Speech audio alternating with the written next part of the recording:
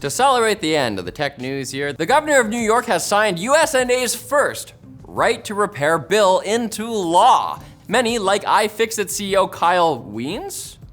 I don't know the Wiens. The Wiener Man, are celebrating a huge victory for consumers. So I guess it's time to pop open something sparkly. That is, unless you're Louis Rossmann, who seems to prefer something a little stronger. He points out that it was only signed after an amendment that makes it functionally toothless to address the governor's concerns over user safety. And by the governor's concerns, I mean the concerns of the tech giants who convinced her, probably with money. See, they haven't provided more than a single example from 10 years ago to the FTC to support their safety argument, and the original bill passed both the state's legislatures with bipartisan majorities, and the FTC endorsed that version too, leading any astute tech news host to wonder whether there's more than politics at play here. Maybe something like money! But perhaps there's some other reason why companies charging through the nose for their repair services would want to weaken something that would promote free market competition for those same services. We just don't know. Money! AMD is in the hot seat this week due to how they've dealt with their graphics cards overheating. After experiencing junction temperatures of 110 degrees Celsius on a 7900 XTX, one Redditor said AMD rejected his replacement request because the temperatures are normal, which would make sense if perhaps you/Nero 1338 lived in a volcano like a supervillain. A different user, Water and Diamonds, made a separate post claiming that he couldn't return his XTX to AMD because he had the nerve to unbox it and try to use it. The monster. What is he, some sort of customer? Things got so bad that an absolute Chad named Steven, who works for Radeon partner Power Color, asked anyone experiencing the temperature issues to reach out to him so he could report it to his AMD contacts. I guess it's a good thing that AMD locked the power play tables for their 7000 series GPUs, thus making it more difficult to overclock them. Otherwise, the only fire-safe GPUs this generation would be Intel's. And can you solve climate change by yourself? The startup Make Sunsets thinks so. They want to reflect more sunlight back into space by releasing reflective sulfur particles into the atmosphere. Who could have a problem with that? Well, lots of scientists. Not only is the practice highly controversial, since the real-world effect is largely unknown, but many researchers are upset the startup released 2 weather balloons containing sulfur dioxide into the stratosphere from Mexico without informing, well, anyone beforehand. They were just gonna ruin their fun.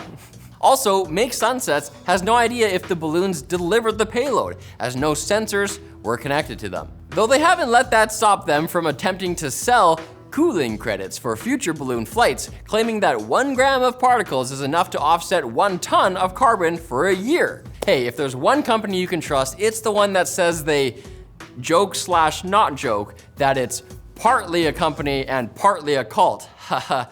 I'm uncomfortable. Now it's time for the quick bits, brought to you by SecretLab, maker of chairs engineered to keep you incredibly comfortable for long hours at work and play. Like their Titan Evo 2022 with 4-way lumbar support, ultra comfortable line of different seat materials, and more. All chairs come with up to a 5-year extended warranty and a 49-day return policy. And right now, you can save up to 250 big ones, USD big ones, during their extended Christmas sale today using the link below. You better enjoy these quick bits we collected because they're really tough to catch. Come here!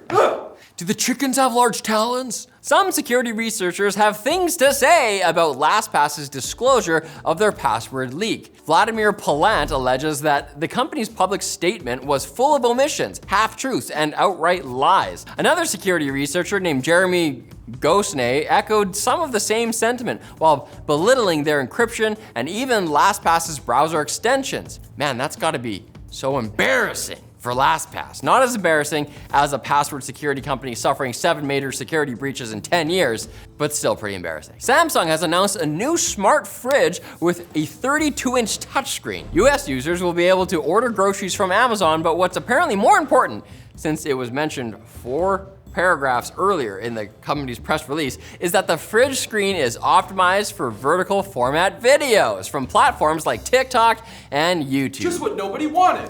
Now you can doom scroll TikTok without even having to get up for snacks, because you already are up for snacks. You just stand there. You forget why you even got up in the Your first place. family can't get in the fridge. Why am I here? A hacker alleging to be in possession of private details from 400 million Twitter accounts is asking for $200,000 in exchange for the data. Specifically, Ryushi wants to sell the data exclusively to Elon Musk, attempting to leverage the fact that the billionaire's social media platform could be fined by the EU for the privacy breach. Joke's on you, hacker. If I've learned one thing about Elon's purchase of Twitter, And Tesla stock. he doesn't care about how much money he loses. He's got friends. A security researcher discovered a bug that would allow malefactors to turn your Google Home smart speaker into a listening device. Apparently, he was able to install a backdoor account on any device within wireless proximity, gaining access to its microphone feed, even other devices on the same network. He reported the bug to Google and got $107,500. It's over half of what Ryushi is asking for, and this person doesn't have to worry about jail time. Work smart, not hard, hackers. Or ask more for the hacks shit. And in more scientist fridge planet news, a pair of scientists have made a more eco-friendly fridge made of salt. Essentially, it works the same way as road salt does, by lowering the freezing point of a solvent, making it colder. To create a refrigeration cycle, the scientists needed to be able to reverse the cooling process, so they added a device that can remove the salt. And yet, Twitch has been struggling with the same issue for years. What's the deal? Salt off. But should you struggle to come back next week for more tech news? I love it, you love it, your parents want you to visit more, but don't worry about that.